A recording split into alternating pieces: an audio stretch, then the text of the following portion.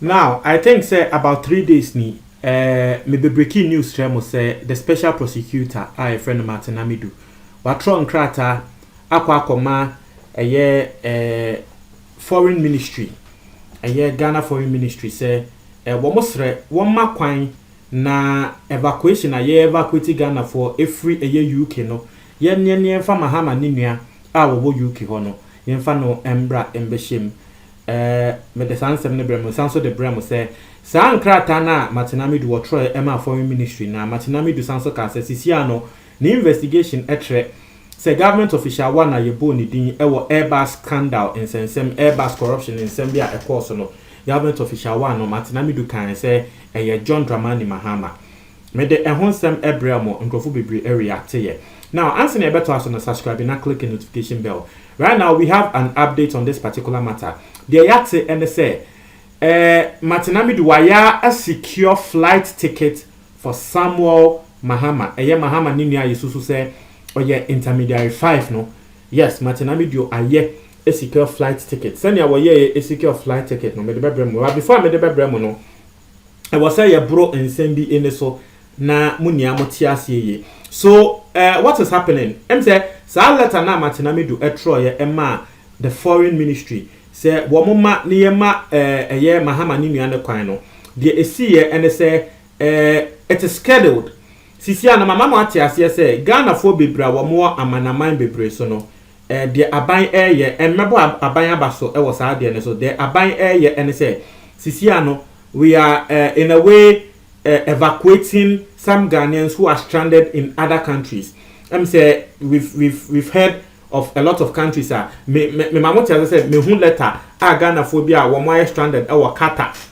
Me hun letter tre say ya kwa kopeki omo aba. Intino on 27th of this month. On 27th of this month aban aplane say Ghana phobia e wo UK. Wo mo stranded e wo UK ho no. Ye ko akwa evacuate wo mo aba. Inti flight yede kwa for mo aba no. Eno ho ena Martin Amidu through letter e ka say yen that's our flight and yen reserve a seat. Emma Mahama ni nua no, but it is looking like that will not be possible. Inti the yatse and say the special prosecutor Martin Amidu has through the Ghana High Commission ewo UK ho. Say Ghana High Commissioner ewo UK ho no, the ambassador Papa Usu Ankoma. I think that's his name. Through the Ghana High Commission ewo UK hono, he has been able to buy an air ticket for Samuel Adam Mahama. Say yenye ni emfa no enye den embra. Na sources etre obviously say ni asem no akwakosi ni sources etre say Samuel Adam Mahama voluntarily de wono akasa onfa ne pe. One said the esi say ye issue arrest warrants. Na wo hwe na se undi bone na de obeye ne se wankasa wo de wo pe ebe den ebeba aba beka se oh mo issue arrest warrant amame arrest warrant na mo issue e wo meme so no enye ne kre se mo beka ya somewhere around last year businessman bi wo Ghana police for ebe issue arrest warrant man no na wakasa asem na ye de ato ne so no na enye ne kre nti onankasa ko police station ho e ko survey asem no e ma later kan no wo be issue police for no say what must say ni din because of your businessman no one be issue arrest warrant and ma will lose businesses. Now this is more like the same thing. Inti sources say Mahama ni nua a friend Adams Mahama no one no akasa de one fan pe emba say ya to ticket man intino that be one fan pe emba nti sisia no ya ne ato ticket man na ticket na ya to man na wie no ya sisia no the special prosecutor is relying on Interpol support. Say Interpol for this year, we must share Interpol for him. Say Interpol for be drageno from the hideout. Not to say ye de no akwa tina plane nimu na ye de na aye den aba. Asem no nobody see. There are international laws. There are national laws. I don't know the ye can't say extradition laws. And I don't know whether there's something like that between Ghana and UK. But even if there's something like that between Ghana and UK, won't to me in fact ope ana Interpol want to me fa ne pe won se ne Martinamidu e kan asem no akwa say Interpol for sisi ana akwa say Martinamidu wa to ticket na to ho na Interpol for no e de o man kasa wo mo pe e be kwa kofa Mahama ni nua no so mo hu no okroma no mo ache no na fast ye de na ko she plane ni mo na ye de na eba because if you read in somewhere eba modern Ghana na Daily Graphic for no e posting na utumi hu ne say that is the picture you are getting. But that is not even possible because the person is a citizen of that nation. What in my want to mean fape akwa say ebia wo bia wo ye Ghana ni na ye say Ghana ni ne sebe wakwa ko di bone e wo ye mfa no say Nigeria na Nigeria for the plane aba Ghana na wo mo che no wo Ghana na mo mbehu ni pako no wo Ghana na ya che no see ye de no kotina plane ni de na ko wa wonim say enya ade a eye possible because of international laws. It asemo ya asembia it has to go through some processes.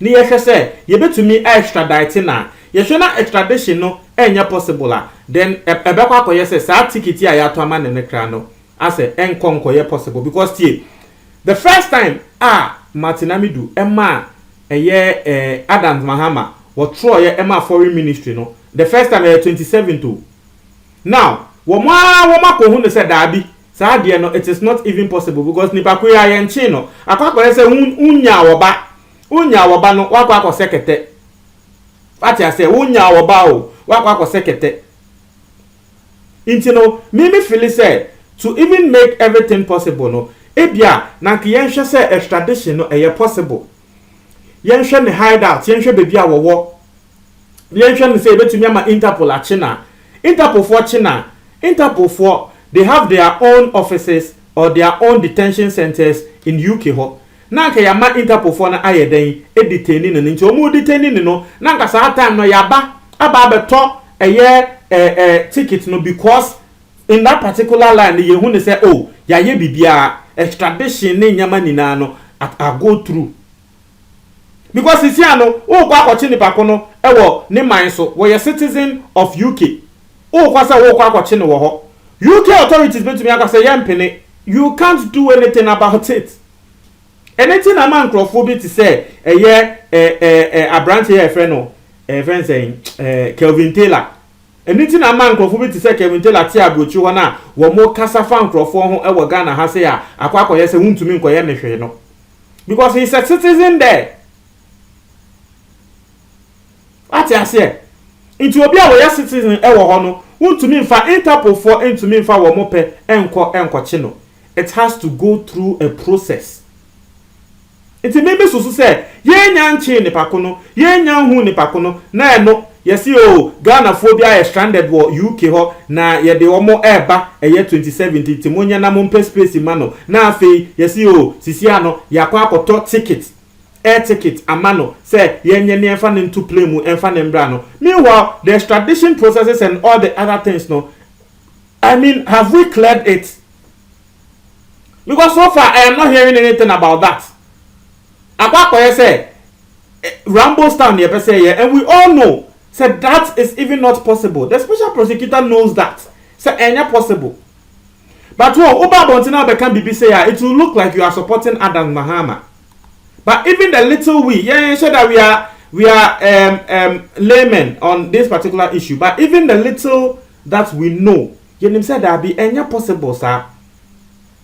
Untumi nko wo bi man so se ne pakona ba be di bone wo man so ntino wa ko wo bi man so se wo kwa kwache ne by force e the number embra you no go through security clearance over there that be it is not possible enya possible ene na nke yesa na ko obi anye safe e wo no akasa ne man so nko obi anye safe interna so mo be kaya minim se munim sa Pablo Escobar sa time no unse na America for that time no mo pese wo mo ye no mo chi ne pa and that time no na Escobar was fighting interna na Escobar no pese wo ya na wo ko eco parliament no because na akwa say extradition laws ne nyama no pese wo ya na tre say extradition and say America for eba beye. But you see those nations no wo mo mutumi de o mo pe eye bibisa wo hwe se ne America for o man kasa ekoko ra o man fufuro mo ekoko kun Osama bin Laden no in international laws no na Kenya right but America aye into ono waye bibisa no untumi nkonko kasa but untumi nko enkonko ye akwa say UK ene America no we who de Ghana police and Interpol entumi nko say ye kwa akwachi wo citizen by force and near the neighbor without going through the process. Meaning say the AC no motia say I am not saying say ebia the American one I might be wrong, but based on the analysis on the grounds, based on what I am hearing, and then sense more air no, that is why I am raising these things, because it is not that easy. Say will be one mind so will be a yes yes. Ebe to me say enye ho na ewo no, but wo mo agina tum say wo ye a krom ho ni or ye citizen. It is not that easy. Say will be a citizen or mindful for so one gasa what the wope ebekwa kochino without going through some process. That's what I think. That is what I think. Enti yenya nkoche ni pakoyi yenya nko hu bebi a wowoyi yenya nche no se wotiasi se wontiasi kra no yenya nwuye se bia se bimprediasa corona ache no corona nche no yenya nwuye ni status corona status na nyama no yenya nwuye na enu hunti yase ya top plenty kitamano. I don't know, I don't understand. Ati ase yenya hu ni pakone situation se wotiase ana wonya corona no nya corona ana bebi a woti ye bekwa akochin to say yenya hu ni where about kra no yase ya to plenty kitamano wanga sa wuti asemu ya eto saying but nini nemu no yes we are here to also learn we shall not say wutie na ebia ya ye mistake will be na you want us to correct her, you can just give us a call and then what church asiatre na ye hu ne say eye ne kra yan so ye de beba to abonte but the little I know in international relations nessa Interpol in sem no eno na chese make atremo inti no montre mo adwen e wo comment box me tie for me dase.